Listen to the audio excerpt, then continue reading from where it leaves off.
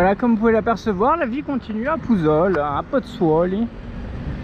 Tout se passe à merveille, malgré que, vu qu'il vient de se passer un tremblement de terre, 2 tremblements de terre successifs, et annonciateurs de mauvais présages.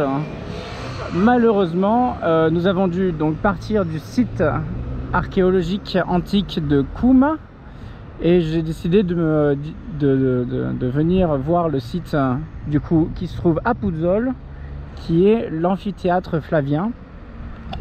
Et malheureusement, malgré le fait qu'ils soient en plein centre-ville, je me suis dit, vu qu'il est en plein centre-ville, peut-être que... Mais non, évidemment, vu que les bâtiments ne sont pas des bâtiments anti-sismiques, pas prévus pour, même si, pour le coup, ils ont tenu bien plus que les autres. Mais oui, il m'expliquait, il y a des souterrains, etc. Donc forcément, ils sont malheureusement obligés de fermer le site, alors qu'il n'y a aucune évacuation, aucun problème au niveau du fonctionnement de la ville. J'ai pu prendre le bus sans souci, et j'espère que le train fonctionnera. Voilà. Écoutez, on va faire gentiment le tour, hein. Je peux rien vous proposer de mieux. J'ai même pas pu rentrer dedans, etc. Arrêter devant le portillon fermé. C'est pas grave. En tout cas, apparemment, de ce qu'on m'a dit, c'était le 3e plus grand amphithéâtre qu'on aurait pu retrouver. Donc ça me paraît une statistique assez incroyable, assez typique, très typique des statistiques italiennes. Mais en tout cas, on ira le vérifier, on ira voir ce qu'il en est. Mais c'est vrai qu'il est, regardez, on voit un petit peu là, malheureusement on n'a que ça pour l'instant.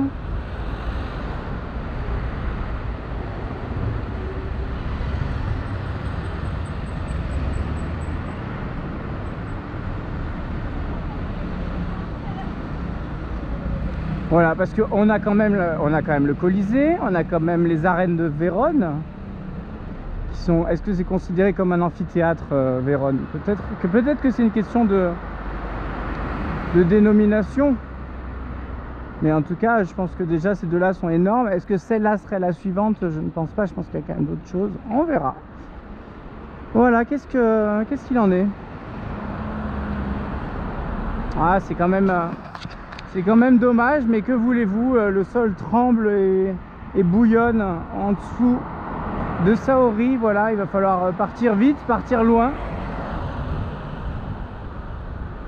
Il y a quand même des gens qui travaillent là-haut, confiants, mais c'est bizarre parce que quand même l'endroit, pour moi, l'endroit où j'irais me réfugier en cas de tremblement de terre, en cas d'explosion, ça serait sur la Via Sacra, un chemin qui n'a pas bougé depuis des millénaires, petite colline comme ça.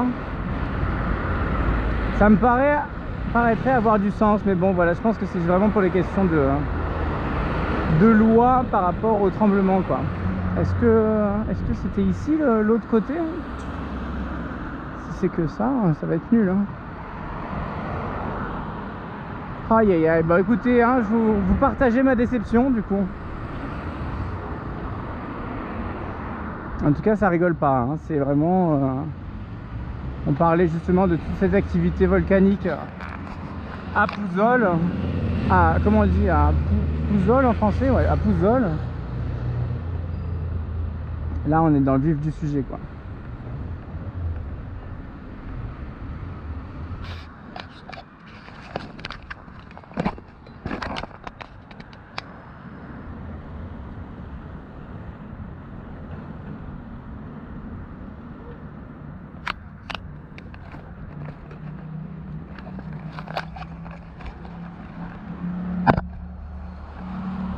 Bon bah voilà qui va écourter notre séjour quand même. Au final on avait prévu toute la journée.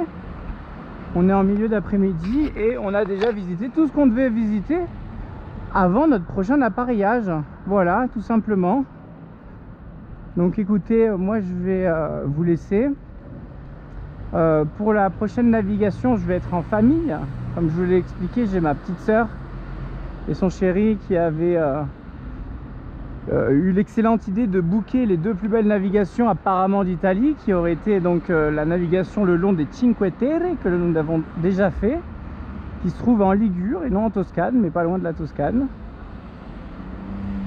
Et par la suite la côte amalfitaine, voilà, avec le tour de Capri, plus longer toute la côte amalfitaine, Positano, Amalfi, jusqu'à Salerno, voilà. Et je vous retrouverai sûrement par la suite là-bas vers Paestum, qui est encore un endroit incroyable. Donc j'espère que les prochaines images ça sera par là, quoi. Voilà, je pense que là on a déjà quand même aperçu un beau panorama de ce que peut être la baie de Puzzol. Je m'en faisais tout un monde. Ah bah voilà, c'était ici.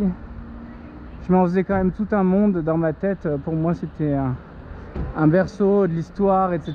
Et j'avais vraiment très envie de découvrir tout cela. Et j'ai vraiment pas été déçu là. Entre hier le temple de Mercure avec les thermes, etc. et le encore un théâtre magnifique avec vue sur Baia qui était magnifique. Donc ça c'était vraiment déjà une superbe expérience. Et puis aujourd'hui la Via Sacra de Cuma, ça reste vraiment quelque chose qui restera gravé en moi, comme ça a pu être la montée de l'Acropole à Athènes, quoi. Vraiment de la même intensité que la colline des Muses et toutes ces choses là qui sont sublimes et qui sont en Grèce pour le coup. Voilà, donc c'est pas pour l'instant. Je vous laisse sur ce bel amphithéâtre flavien que malheureusement on n'a pas pu voir. Je vais voir s'il y a d'autres choses à visiter en attendant. Les champs flégréens, j'imagine que actuellement ils doivent être compliqués d'accès.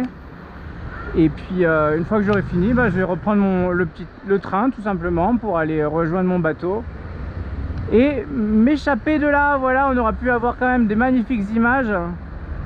Et je pense qu'il est temps de partir. Je vous embrasse, je vous dis à bientôt. Bye bye.